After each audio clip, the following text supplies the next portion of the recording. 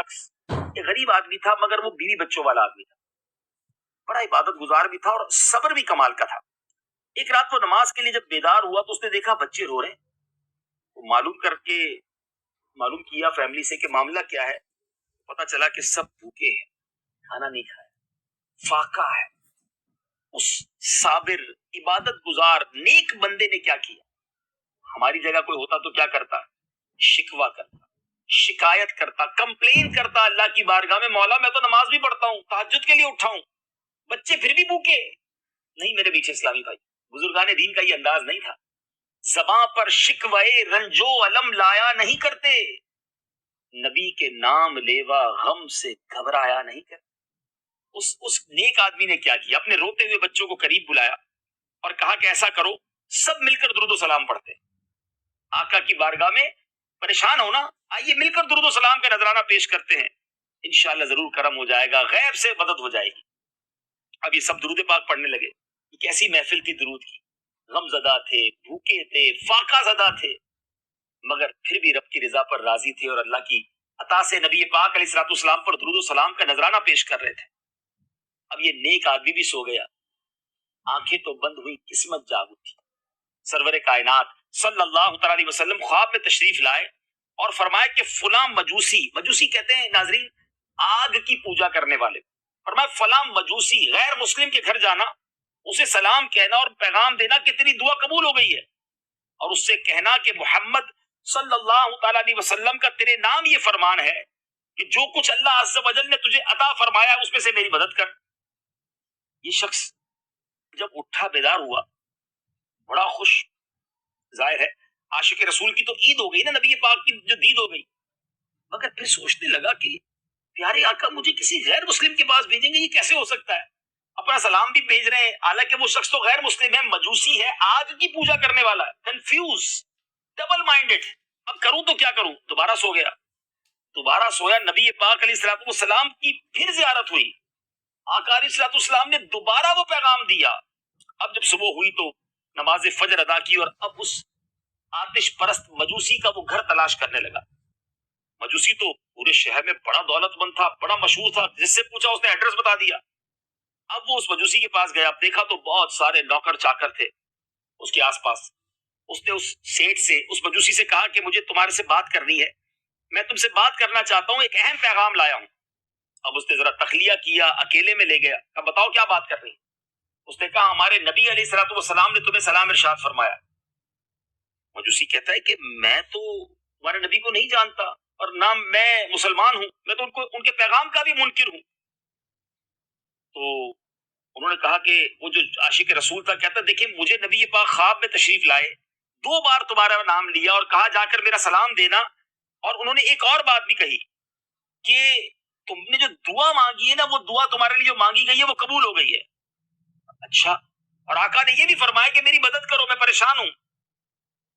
اب مجوسی کہتے ہیں اچھا اندر آؤ، اندر لے کر گیا اپنے کمرے میں، اور جیسے ہی اس مجوسی کے ساتھ یہ اس مکان کی چھت پر پہنچا، اس مجوسی نے، اس غیر مسلم نے کہا اپنا ہاتھ آگے بڑھاؤ۔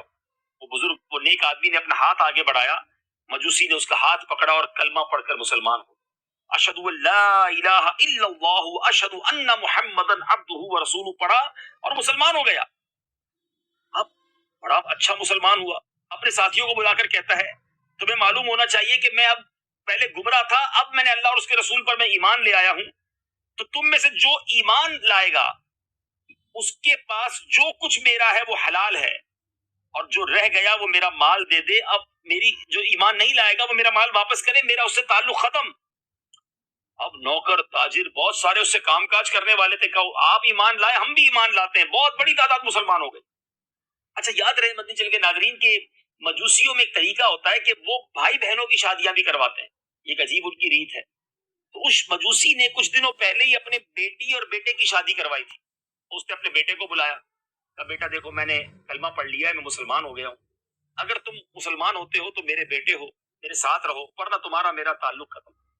کہتا ہے ابا جان میں آپ کا بیٹا، آپ نے ایمان قبول کیا، میں بھی کلمہ پڑھ کے مسلمان ہوتا ہوں، بیٹا بھی مسلمان ہو گیا۔ اس نے بیٹی کو بلایا، بیٹی بھی مسلمان ہو گئی۔ اب بھائی بہن کی شادی ہو چکی تھی، چونکہ وہ مسلمان نہیں تھے، دونوں نے کہا کہ آج سے ہمارا تعلق بھی ختم، بالکل ہم نے چھوڑ دیا۔ اب یہ جو درود پڑھنے والا نیک شخص تھا، یہ حیران کہ ہو کیا رہا ہے، اس کو تو کچھ سمجھ نہیں آ رہا کہ ایک کے بعد ایک کلمہ پڑھ کے لوگ مسلمان ہو رہے ہیں، ماجرا کیا ہے، واقعہ کیا ہے، راز کیا ہے۔ تو بھائی پہلے یہ تو بتائیے کہ یہ ماجرا کیا ہے، کیا ہو رہا ہے یہ سب۔ تو اس شخص نے کیا کہا، وہ کہتا ہے کہ مسئلہ یہ ہے کہ کچھ دنوں پہلے میرے بیٹے اور بیٹی کی جب میں نے شادی کی تھی تو ہم نے بڑا کھانا پکایا، پورے شہر کو بلایا، طرح طرح کے ڈشز بنائے، لیکن ہمارے پڑوس میں ایک بیوہ عورت رہتی ہے۔ میں ساری رات کھانا وانا کھلا کے جب اکیلا کمرے میں جا کر لیٹا تو مجھے برابر اپنے گھر کے برابر میں ایک چھوٹے سے گھر سے سسکیوں کی رونے کی آواز آنے لگی۔ تو پڑوس کی بیوہ عورت سے اس کی بچیاں کہہ رہی تھی کہ ہم حسین بن علی کی اولاد میں سے ہیں، اور کہنے لگی کہ اماں جان، اس مجوسی نے گزشتہ رات کھانا کیا، اتنا بڑا کھانا بنایا، ہم سب کے دلوں میں کھانے کی خواہش پیدا کر دی، لیکن ہمیں کچھ بھی نہیں دیا، ہم فقر و فاقہ کا شکار ہیں، ساری رات بھوکے ہیں، کئی دنوں سے بھوکے ہیں، اللہ عز و جل اس کو ہماری طرف سے بہتر جزا نہ دے۔ اب وہ جو مجوسی تھا، جو پہلے مجوسی تھا، اب تو مسلمان ہو گیا، نو مسلم تھا، کہتا ہے میرا دل پھٹنے لگا کہ میرے برابر میں مسلمانوں کے نبی کی اولاد رہتی ہے اور وہ غمزدہ ہیں، کھانا نہیں کھایا، میں نے ان کو پوچھا بھی نہیں۔ کہتا میں نے فوراً گھر سے سارا سامان لیا، کھانے کا سامان لیا اور کپڑے وغیرہ لیے، میں نے معلوم کیا کہ تعداد کتنی ہے تو پتا چلا 3 بیٹیاں اور ان کی ماں ہے، میں نے 4 سوٹ لیے، بہت ساری ضرورت کی چیزیں لی اور ان کے گھر چلا گیا، میرا بھیجا ہوا سامان بھی بھیجا اور خود بھی گیا، بڑی خوش ہوئی۔ اب بچیاں امی سے کہتی امی جان ہم کیسے کھائیں، یہ تو مجوسی کا کھانا ہے۔ ماں نے کہا اللہ کے رزق سے کھاؤ، یہ روزی اللہ نے تمہاری طرف بھیجی ہے۔ وہ یہی کہے جا رہی تھی مگر بچیاں کہتی ہیں ماں ہم نہیں کھائیں گے کیونکہ وہ شخص مجوسی ہے، یہاں تک کہ اللہ اس شخص کو اسلام کی ہدایت دے اور ہمارے آقا علیہ الصلوۃ والسلام کی شفاعت سے اسے جنت میں داخلہ عطا فرمائے۔ اب وہ اللہ سے دعا مانگ رہی ہیں اور ان کی ماں آمین کہہ رہی ہے۔ یہ وہ دعا تھی اے میرے بھائی جو تم کہہ رہے ہو نا کہ نبی پاک نے فرمایا کہ میرے لیے دعا قبول ہو گئی ہے، میں دعا سن کے آیا ہوں کہ ان سید زادیوں نے ہاتھ اٹھا کر میرے اسلام کی، میری شفاعت کی، میری جنت میں داخلے کی دعائیں کی ہیں۔ اللہ اکبر، اب میں تمہارے ساتھ پورا تعاون کروں گا، تم پریشان ہو نا، دیکھو میں نے آدھی جائیداد تو اپنے بیٹی اور بیٹے کے نام کر دی تھی، میں بہت مالدار ہوں، آدھی جائیداد میرے پاس تھی، اب میں یہ آدھی جائیداد تمہیں دیتا ہوں، جاؤ اپنے اہل و عیال کی مدد کرو۔ میرے بیٹے اسلامی بھائی، یہ کیسا واقعہ ہے، اللہ اکبر۔ سعادت الدارین نامی کتاب میں یہ واقعہ تفصیل سے موجود ہے کہ اللہ کے نبی علیہ الصلوۃ والسلام کی بارگاہ میں درود پڑھا جائے، کثرت سے درود پڑھا جائے، مشکل میں درود پڑھا جائے، کیسے غیب کی مدد ہوتی ہے۔ فریاد امتی جو کرے حال زار میں، ممکن نہیں کہ خیر بشر کو خبردار۔ یہاں بہت ساری اور باتیں بھی سیکھنے کو ملی کہ سید زادوں کی، غریب لوگوں کی مدد کرنے والے کو ایمان کی دولت مل گئی، نبی پاک کی طرف سے گویا پیغام ملا۔ تو اگر آپ کی اور میرے پڑوس میں کچھ غریب لوگ رہتے ہیں، ہمارے رشتہ داروں میں کچھ لوگ غریب ہیں، بعض اوقات لوگ آس پاس ہی ہوتے ہیں، ہم انہیں دیکھتے ہی نہیں ہیں، ان کے بارے میں سوچتے بھی نہیں ہیں، گزر جاتے ہیں سامنے سے، پتہ نہیں کتنے دن سے بھوکا ہو، سردیاں ہیں، کپڑے بھی گرم ہیں کہ نہیں، گرمی کے دن ہیں، اس کے پاس پنکھا بھی ہے کہ نہیں، برف ہے کہ نہیں جس سے وہ ٹھنڈا پانی پی لے، اس کے بچوں کو کچھ پانی پلا دے۔ ہم جب چاہیں ٹھنڈا پانی پیئیں، ہم جب چاہیں گرم پانی سے وضو کریں، واش روم میں جائیں تو ہمارے گرم پانی ہو، سردیوں میں گھر جائیں تو کمبل ریڈی ہو۔ کبھی سوچا کہ کئی ایسے مسلمان بھی ہوں گے جن کے پاس پہننے کے لیے موزے بھی نہیں ہوں گے، ساکس نہیں ہوتے، پھٹ جاتے ہیں ساکس، غریب آدمی نہیں خرید سکتا۔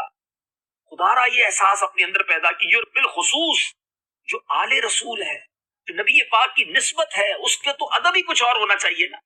سیدی اعلیٰ حضرت سمجھاتے ہیں نا، تیری نسل پاک میں ہے بچہ بچہ نور کا، آقا تو ہے عین نور، تیرا سب گھرانہ نور کا۔ کاش یہ ذہن بن جائے